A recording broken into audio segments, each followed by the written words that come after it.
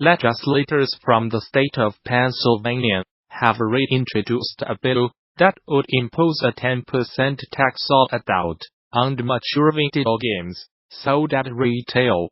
House Bill No. 109 explains the 10% tax would be levied in addition to any other applicable state and local sales taxes, and that all retailers who fail to collect the tax will be liable for a penalty. The cash would be put into a new digital protection for school safety account and used to enhance safety measures in school districts across Pennsylvania. As pointed out by Variety, this is the second time the bill has been bandied about. It was first introduced last October by Rep. Christopher B. Quinn, who suggested adult titles should be taxed because of the purported links between video games and violence, particularly in schools. Following its revival, the bill has been referred to the House of Representatives Finance Committee, but not everyone is happy to see it return. The Entertainment Software Association claims the bill is a violation of the U.S. Constitution, and dismissed Quinn's assertions that mature games are responsible for surge school violence. The U.S. Supreme Court made clear in Brown v. Entertainment Merchants Association Entertainment Software Association that video games are entitled to the full protection of the Constitution, and that efforts, like Pennsylvania's, to single out video games based on their content will be struck down. As told Variety, numerous authorities, including scientists, medical professionals, government agencies, and the United States Supreme Court, found that video games do not cause violence. We encourage Pennsylvania legislators to work with the stories, awareness about parental controls and the video game rating system, which are effective tools to ensure parents maintain control over the video games played in their home. Robot Entertainment is all at once closing down its online games, Ox, Must Die, Unchained, Hero Academy, and Hero Academy 2, saying that it's no longer sustainable to continue to keep the games online and playable.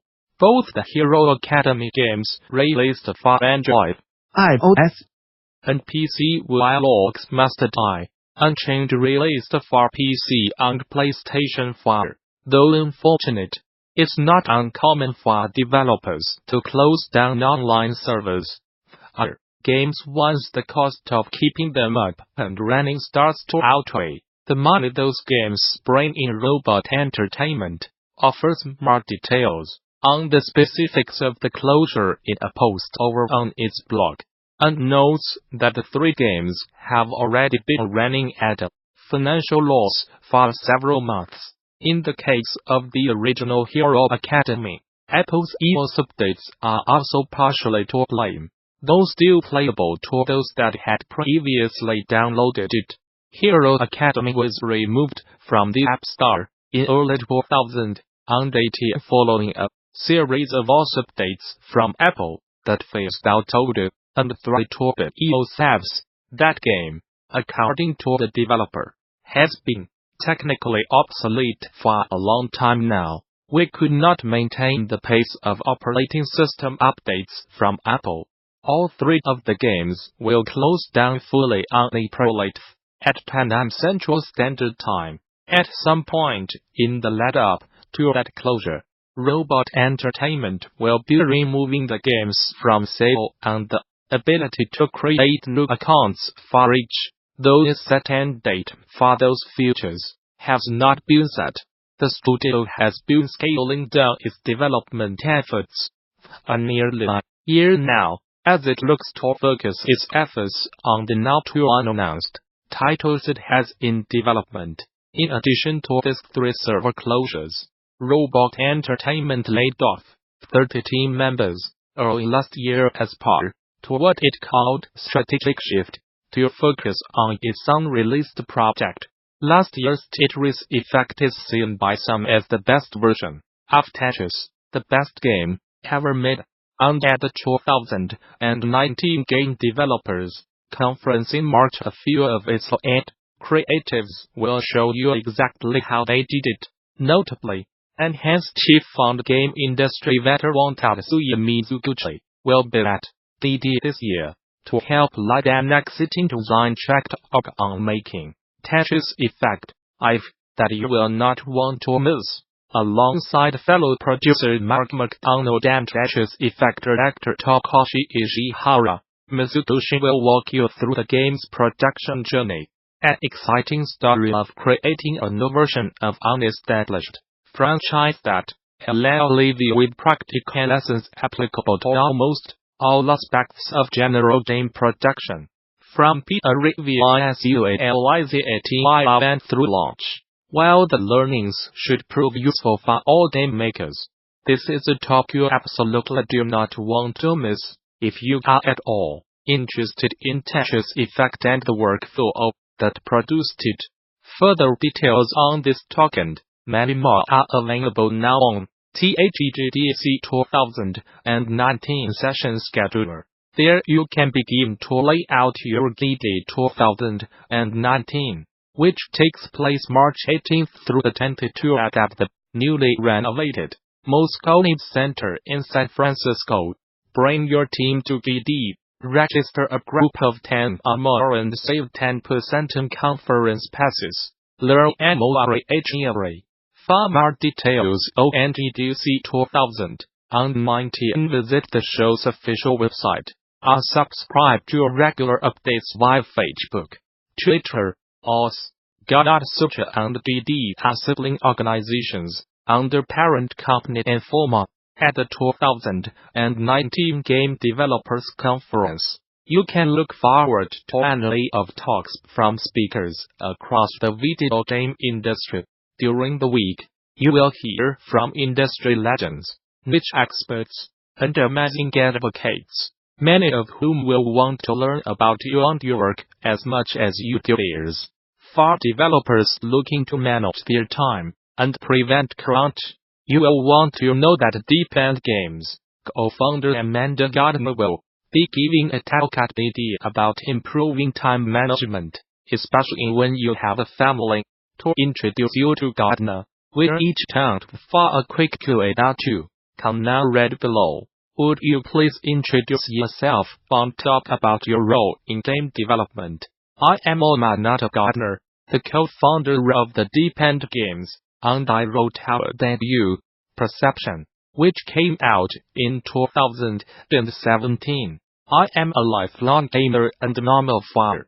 My husband Bill, lead designer on BioShock, and design director on BioShock Infinite, make games from home, and although it's crazy sometimes, we would not trade it for the world. Without spoiling it, what will you be talking about at BD? Time management. Last year, I spoke of the role of mindfulness and the benefits of meditation when in crunch, and while that was the crux of what helped me survive crunch with 4 kills, the real hero was a variety of time management strategies. Spoiler alert, multitasking is not one of them. What excites you most about the future of game development? What could possibly be more exciting about pushing boundaries while making magic? The industry is changing so fast, but it does not have to be a bad thing. I think there's excitement and opportunity that comes with seismic shifts, and we at the Deep End want to ride that wave with our next title. What's something about your specific field you want your colleagues to know more about? Literary nerdery. I taught high school English for over a decade, and I cannot say enough about incorporating literary references into games. We have had enough mythology. Let's tap into some other resources. I love layering narrative with themes, hints, and full-on nods to classic literature, such as All My Sons, The Mayor of Casterbridge, and a little Nathaniel Hawthorne. Throw in for a good measure. It enriches themes, and just puts a real neat and sort of obscure spin on storytelling. I geek out on it.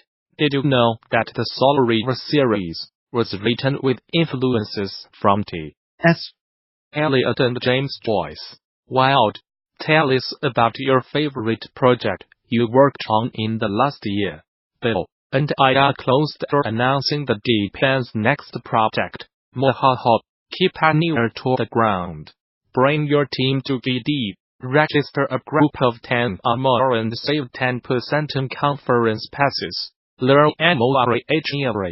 For more details on NGDC 2019 visit the show's official website, or subscribe to regular updates via Facebook, Twitter, OS.